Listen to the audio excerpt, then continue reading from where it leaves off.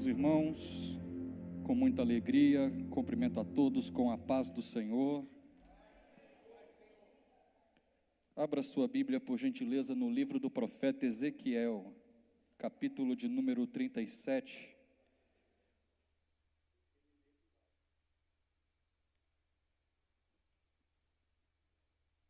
Deus está na casa. Aleluia. Quero agradecer a Deus pela oportunidade.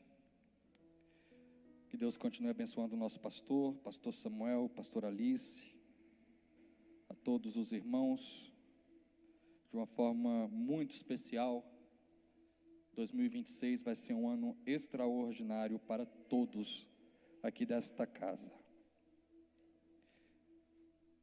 Ezequiel, capítulo de número 37. A mão do Senhor estava sobre mim e me carregou para fora no Espírito do Senhor e me pôs no meio de um vale que estava cheio de ossos e me fez passar ao redor deles, e eis que eram muitos no vale aberto, e eis que eles estavam muito secos. E ele me disse: filho do homem, podem esses ossos voltar a viver? E eu respondi: ó Senhor Deus, tu sabes. Novamente ele me disse: profetiza sobre esses ossos e dize-lhes: ó vós, ossos secos, ouvi a palavra do Senhor. Assim diz o Senhor Deus a estes ossos: eis que eu farei com que o fôlego entre vós e viverás. E eu colocarei tendões sobre vós e farei crescer carne sobre vós. E vos cobrirei com pele, e porei fôlego em vós, e vivereis, e sabereis que eu sou o Senhor. Então profetizei como havia sido ordenado, e enquanto eu profetizava, houve um ruído, e eis que uma agitação, e os ossos se juntaram, cada osso ao seu osso. E quando eu contemplei, eis que os tendões e a carne vieram sobre eles, e pele os cobriu por cima, mas não havia fôlego neles. Então ele me disse: profetiza ao vento, profetiza, filho do homem, e dize ao vento: assim diz o Senhor Deus, vem dos quatro ventos, ó fôlego, e respira sobre estes mortos, para que eles possam viver. Versículo 10. Então eu profetizei como ele havia me ordenado, e o fôlego veio para dentro deles, e eles viveram, e se levantaram sobre os seus pés um exército extremamente grande. Amém? Podei vos assentar. Me ajuda, Yuri.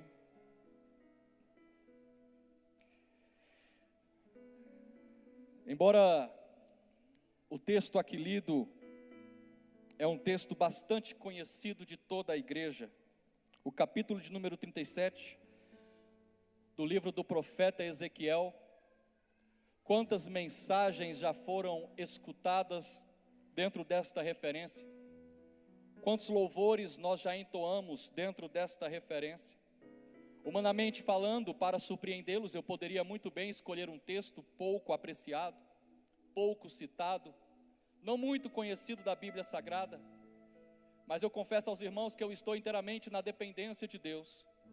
E estando na dependência de Deus, Ele me direcionou ao capítulo de número 37 do livro do profeta Ezequiel, a fim de algo ser lhes ensinado aqui nesta noite, nesse janeiro profético.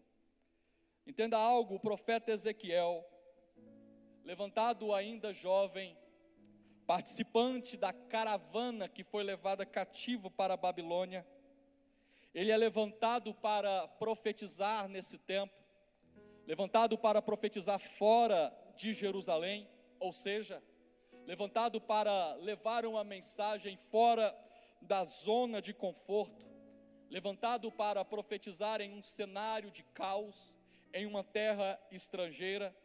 O seu significado, o nome de significado de seu nome é Deus fortalece ou Deus torna forte, o que muito se encaixa com o contexto daquele tempo, por volta de 590 anos antes de Cristo, porque o cenário, como já foi dito, não era um dos melhores. O povo de Jerusalém estava vivendo a pior fase da sua história, se assim eu posso dizer. E essa consequência, esse caos, esse cenário de lamentos que o povo está vivendo, é tudo atrelado à consequência da sua rebeldia. A rebeldia do povo resultou em uma terra destruída. A rebeldia do povo resultou a um templo queimado. A rebeldia do povo resultou a uma liderança humilhada. E para finalizar, a rebeldia do povo resultou em um cativeiro.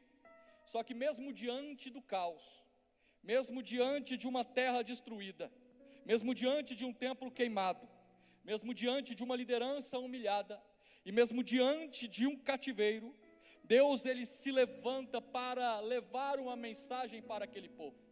Deus ele não se cala por conta da situação. Deus ele não se silencia por conta de um cenário. Deus ele não deixa de trazer a sua mensagem por conta de uma circunstância.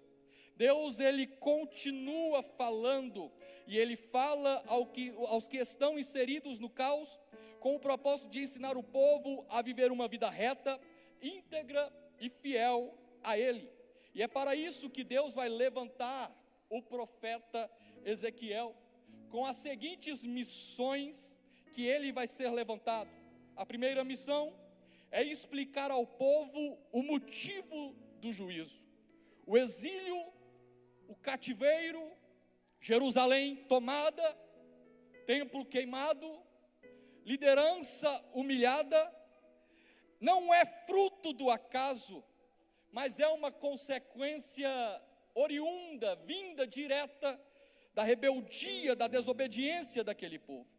E nós precisamos entender que nos nossos dias, os caos existenciais nem sempre são coincidências ou fenômenos naturais, mas sim uma consequência da negligência do homem e da rebeldia dele. Você está aí? Nós muito vemos Deus como amor, só que nós esquecemos de que Ele também é juízo. E o profeta Ezequiel, ele é levantado em um tempo para explicar o motivo desse cenário, que estava dentro de um resultado atrelado ao juízo de Deus. Nós vemos muito Deus apenas como amor, e esquecemos muito dele como juízo. Mas Deus não é apenas amor, Deus ele é também juízo. Deus não é apenas juízo, Deus é também amor. Mas aqui eu dou ênfase acerca do juízo, porque, evangelista Eric, se Deus é juízo, ele sendo juízo, ele exige do seu povo ordem e decência. Acabou, glória. Por Deus ser juízo, ele exige do seu povo ordem e decência. Ele não aceita adoração de qualquer jeito, ele não aceita oferta de qualquer jeito, ele não aceita louvor de qualquer jeito, ele não aceita sacrifício de qualquer jeito. Ele quer ordem e ele quer decência. Então o primeiro motivo da obra que Deus confia a Ezequiel é explicar o motivo do juízo. Já o segundo motivo que Ezequiel é levantado é quebrar as falsas esperanças daquele povo. Embora Jeremias havia profetizado o cativeiro, embora Jeremias havia profetizado o tempo que o povo se encontraria cativo, eles, quando estavam dentro do cenário de cativeiro, criaram uma expectativa de que o cativeiro era momentâneo, de que o cativeiro passaria por um tempo rápido, de que o cativeiro era breve. Então Ezequiel ele é levantado para quebrar a expectativa daquele povo, dizendo que o cativeiro não é breve, que o cativeiro não é rápido, mas que o cativeiro vai demandar tempo. Ora, essa mensagem não era a mensagem que eles queriam ouvir, e talvez essa pregação aqui nessa noite, talvez não seja a pregação que você queria ouvir. Afinal, Deus ele não busca barulho da emoção, Deus busca transformação de caráter. E se Deus quer uma transformação de caráter, vai ser essa mensagem dessa noite. O terceiro e último motivo que Ezequiel é levantado, para então eu entrar no texto. Além de Ezequiel ser levantado para quebrar a expectativa do povo, levar uma mensagem que eles não esperavam e explicar o motivo do juízo, aí sim Ezequiel é levantado para levar uma mensagem que prepararia o povo para o caminho da restauração. Só que a restauração, se nós olharmos em todas as profecias, em todas as mensagens do contexto em que o povo se encontrava em cativeiro, em contexto de lamento, quando o profeta ele leva uma mensagem de restauração, não está falando de restauração congregacional, não está falando de restauração do templo, quando eles se encontravam cativos, não está falando de restauração de infraestrutura. Deus está falando de restauração de fé, de restauração espiritual, porque antes do templo, antes da congregação, antes de se levantar o templo, antes de se levantar a congregação, antes de arrumar a cidade, antes de organizar o terreno, Deus quer que se levante espiritualmente o seu povo, para que eles tenham estrutura e fé, para então suportar o que há de vir posteriormente. Ezequiel então ele é levantado para também preparar o caminho da restauração. Ele não foi levantado para entreter o povo, ele foi levantado para despertar o povo. Você está aí?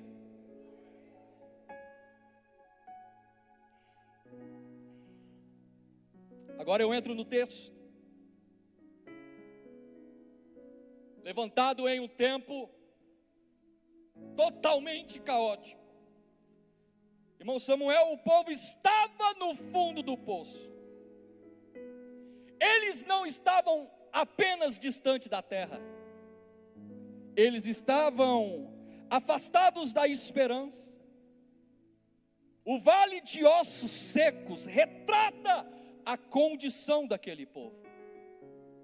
O vale de ossos secos desenha a situação daquele povo que estava quebrado, cansado, desacreditado e morto espiritualmente. Não era morte física, até porque eles não sentiram falta da religião. O que faltava não era a religião. O que faltava era vida. Como assim, Érico? Como assim? Veja bem. Israel se lembrava da lei. Se lembrava. Israel conhecia o templo. Conhecia. Israel sabia quem era Deus. Sabia. Lembrava da lei. Conhecia o templo. E sabia quem era Deus. Mas de que adianta lembrar, conhecer, saber, se não havia glória, se não havia direção e se não havia fôlego espiritual? Está entendendo o que Deus está querendo dizer aqui nesta noite? Eles tinham a informação, mas perderam a presença. E quando se perde a presença, o cenário é vale. Porque sem presença não vale a religião, sem presença não vale o conhecimento, sem presença não vale o saber, sem presença é morto, sem presença é o vale. E eu trago para este tempo, Ana Júlia, uma igreja morta não é uma igreja inexistente. Ela até existe, mas é o seu propósito que há de definir se há vida ou não nela.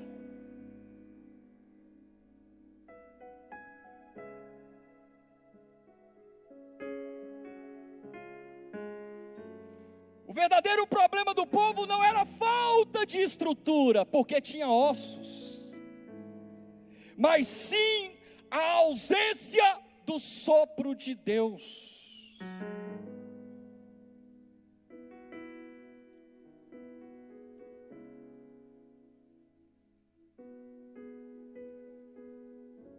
sem a presença nada vale. Não era a falta de estrutura, mas sim a ausência do sopro de Deus. Quer que eu explique melhor? Tem muita gente que tem osso, mas não tem carne. Tem muita gente que tem osso, mas não tem sangue. Tem muita gente que tem osso, mas não tem nervo. Quem são essas pessoas, Eric? É aquele tipo de pessoa que vem para o culto só para criticar. Só levanta para criticar quem canta, quem prega, quem faz, quem não faz. É aquele tipo de pessoa que está num culto como esse, olhando para o relógio, torcendo para acabar o culto. É aquele tipo de pessoa que vem para a igreja por causa do menino e da menina bonitinha. É aquele tipo de pessoa que vem para a igreja para marcar presença, para bater ponto, a fim de que o pastor veja de que ele está presente, confiando um cargo, confiando uma posição. É aquele tipo de pessoa que canta, mas canta por cantar, que vem, mas vem por vir, que vem, mas vem por vir, que participa da organização litúrgica, mas participa por participar, que senta no conjunto, mas senta por sentar. Isso é gente morta.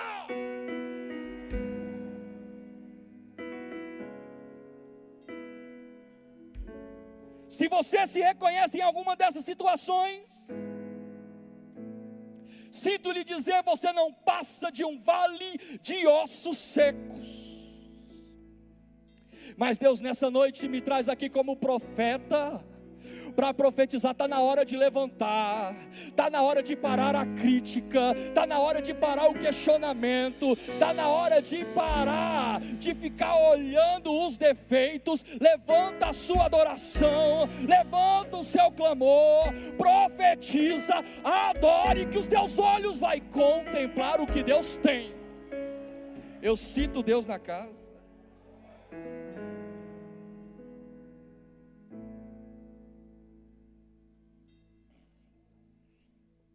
Aí no versículo de número 1, versículo de número 1, a narrativa é: a mão do Senhor veio sobre mim. Eu preciso introduzir isso aqui. Peço um pouquinho da sua paciência.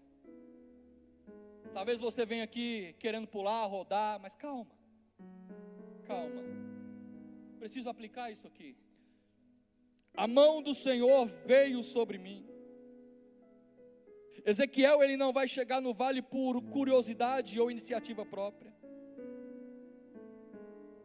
Ele só vai porque é a mão de Deus que leva. O que me chama a atenção é que o ambiente que ele está indo, se fosse pela vontade própria, ele não iria. Mas é que existem ambientes que você até escolheria não ir, mas por você estar na dependência de Deus, Ele vai te colocar. E Ele vai te colocar por um propósito. Ele vai te colocar por um objetivo. Tem lugares que você não queria ir, mas você está, porque é a mão de Deus que está te levando. Tem oportunidades que você não queria ter, mas você vai ter, porque é a mão de Deus que está te levando. Tem agendas que você não queria cumprir, mas você vai ter que cumprir, porque é a mão de Deus que está te levando. Tem momentos, circunstâncias que você não queria vivenciar, mas vai ter que viver, porque é a mão de Deus que está te levando. O nome disso é dependência. Aí o Senhor vai perguntar a Ezequiel: filho do homem, pode esses ossos viver, voltar a viver? Deus, ele não vai perguntar por não saber. A mesma pergunta lá no Éden entra no mesmo contexto. Ele sabia da situação de Adão, mas ele queria provar o nível da covardia de Adão. E para Ezequiel, quando Deus pergunta a Ezequiel: pode esses ossos voltar a viver? É porque ele queria evidenciar o nível de dependência que Ezequiel tinha. Aí Ezequiel vai responder dizendo: Senhor Deus, tu o sabes. E essa resposta aqui é total dependência. Deus. Porque dependência é reconhecer que sem Deus não há resposta. Dependência é reconhecer que sem Deus não há vida. Dependência é reconhecer que sem Deus não há futuro. E aí Ezequiel responde dizendo: tu sabes. Por que Ezequiel está respondendo tu sabes? Porque ele não tem a capacidade. Porque ele não tem a condição. Porque ele não tem a estrutura para fazer alguma coisa acontecer. Mas ele sabe que quem o chamou pode. Ele sabe que quem o chamou pode todas as coisas. Talvez você entrou esse ano de 2026 na condição de Ezequiel, sem capacidade alguma, no meio de um vale, no meio de um cenário disfuncional. Talvez você entrou o ano de 2026 em uma situação totalmente complexa, irreversível, humanamente falando. Talvez você entrou o ano de 2026 num cenário totalmente difícil, que não pode ser modificado através da condição humana. Mas Deus está dizendo para você: começa a profetizar. Já que você não pode mudar a situação, já que você não pode mudar o cenário, já que você não pode mudar o ambiente, já que você não pode mudar o momento, profetiza. Profetiza. Você entrou esse ano sem capacidade alguma, mas 2026 será o ano do agir de Deus. O que Ezequiel podia fazer é profetizar a vida, porque é só Deus quem pode trazer a vida. Então, se você pode profetizar, profetiza. Se você pode clamar, clame. Deus vai mudar a situação. Eu estou profetizando aqui. Deus vai mudar o cenário. Deus vai mudar o ambiente. Deus vai trazer de volta. Deus vai trazer vida, renovo. Recebe essa palavra nessa noite. Eu sinto uma graça aqui nessa noite. Eu vou interromper um tempo da mensagem, porque Deus está mandando. No início do culto, Deus usou a irmã: profetiza sobre a sua casa.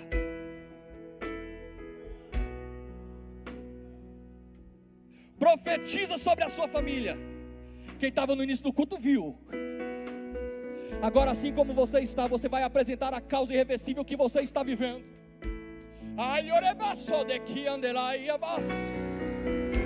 Você vai apresentar a causa irreversível que está vivendo. Você vai apresentar a situação irreversível que está vivendo e vai começar a profetizar agora.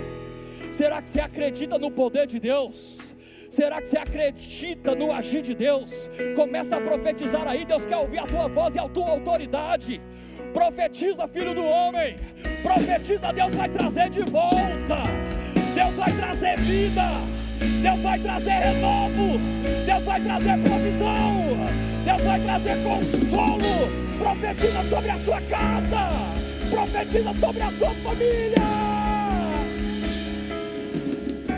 Crise de ansiedade vai embora em nome de Jesus. Crise existencial vai embora em nome de Jesus. Crise financeira vai embora em nome de Jesus. Começa a profetizar. É Deus que está mandando. Profetiza. Comece o ano profetizando. Comece o ano profetizando, filho. Comece o ano profetizando, filha. Você depende dele, então somente dele. Comece o ano profetizando que no dia 31 de dezembro de 2026 você vai ver que valeu a pena profetizar. As portas vão se abrir, a cura vai chegar, a libertação vai se manifestar, a salvação vai chegar na vida do teu esposo e dos teus filhos. A sua casa vai viver algo novo, assim diz o Senhor. Ai, eu sei.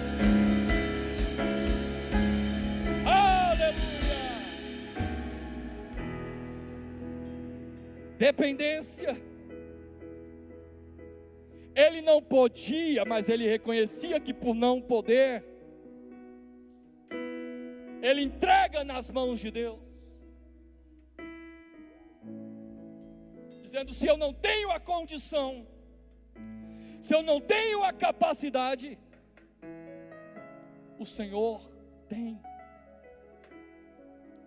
O Senhor pode. E quando Ezequiel se posiciona diante de Deus, mostrando o nível da sua dependência, Deus manda Ezequiel profetizar sobre os ossos. Profetiza sobre os ossos. Deus manda Ezequiel profetizar.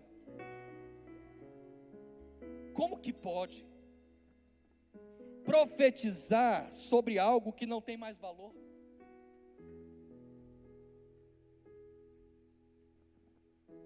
Como que pode profetizar sobre algo que está morto, não passe de ossos? É porque só a palavra de Deus que pode tornar o inválido a valer alguma coisa novamente.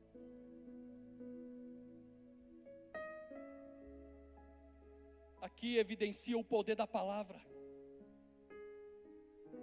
Aqui se manifesta o poder da palavra. Viu crente que não gosta de ler Bíblia? Viu crente que não gosta de profetizar? Eu lembro quando eu pegava o metrô, descia para casa de pé, faltando poucos meses para o meu filho nascer, eu me deparei com esse texto aqui, e eu comecei a profetizar, dizendo: antes do meu filho nascer, eu profetizo que vou assinar tal contrato. Eu poderia muito bem pegar um ônibus, um circular, não, eu parava no metrô, descia a pé, para eu profetizar. Colocava a mão na barriga da minha esposa e profetizava. Faltando um mês para o meu filho nascer, um mês. Meu filho nasceu em setembro, em agosto eu assinei o contrato. Será que você está entendendo o poder da palavra? Você só gosta de ouvir música, você só gosta de barulho, você só gosta de tambor, você só gosta de corneta, você só gosta de barulho. Deus está mandando dizer: se apegue à palavra, porque é a palavra que vai trazer cura, é a palavra que vai trazer renovo, é a palavra que vai trazer libertação, é a palavra que vai trazer transformação, é a palavra que vai libertar, é a palavra que vai abrir porta, é a palavra que vai mover, é a palavra.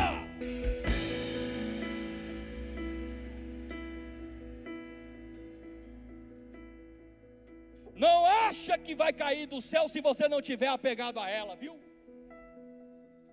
Não acha que vai cair do céu você assistindo novela enquanto o ensino está acontecendo, viu? É a palavra.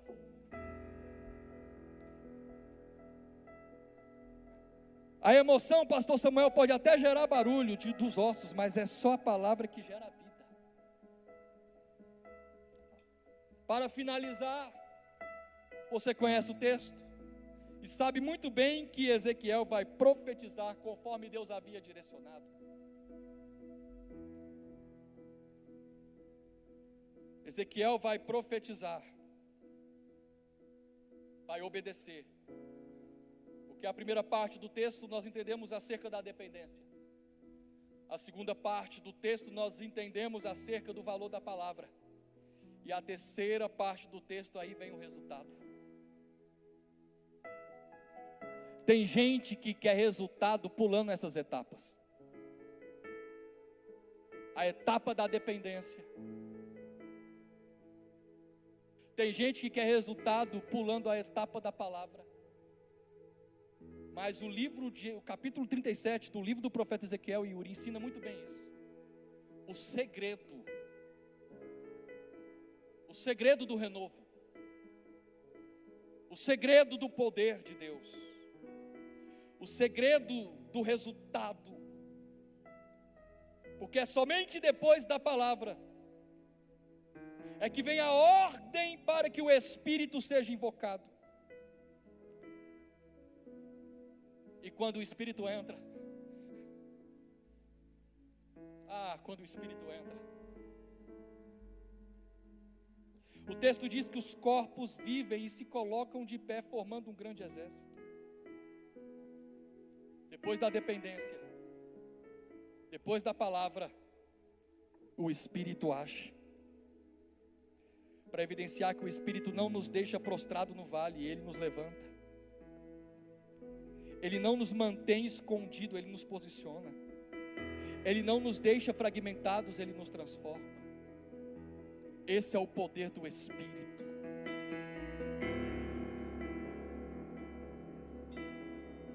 E eu sinto a presença dEle aqui nessa noite.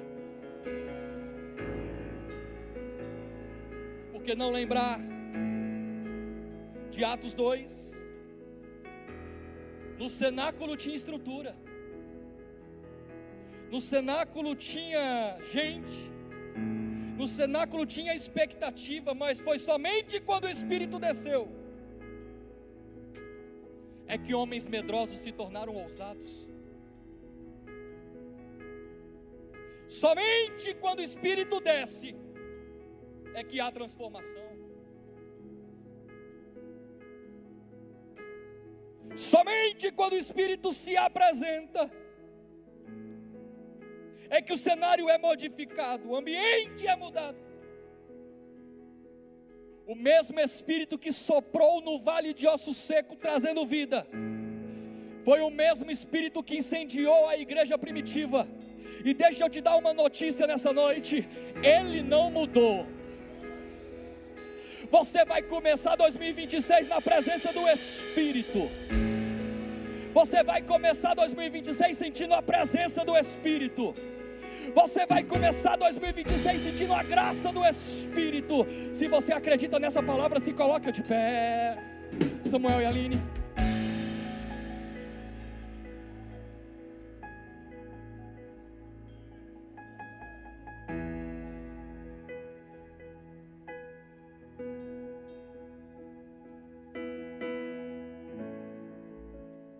Eu não vou dar complemento. Eu não sou de enfeitar a mensagem, ela já é perfeita.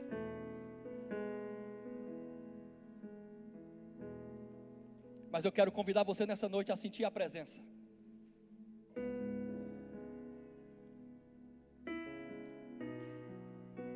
Você começou 2026 no vale, profetiza.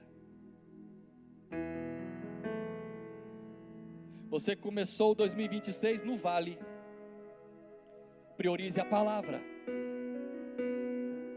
Você começou 2026 no vale, sinta a presença do Espírito. Aleluia. Com a permissão do pastor Samuel, assim como o texto diz que quando o Espírito sopra, os ossos se juntam aos seus ossos, e vida vai sendo gerada, e é contemplado um grande exército. Eu vou invocar pela presença do Espírito Santo aqui agora, e um grande exército está se levantando na Detag Expansão do CTO. Com a permissão do pastor Samuel, se você tem intimidade com esse irmão que está do seu lado, coloque, dê a mão a ele, a ela, junte-se as mãos, se possível feche o corredor.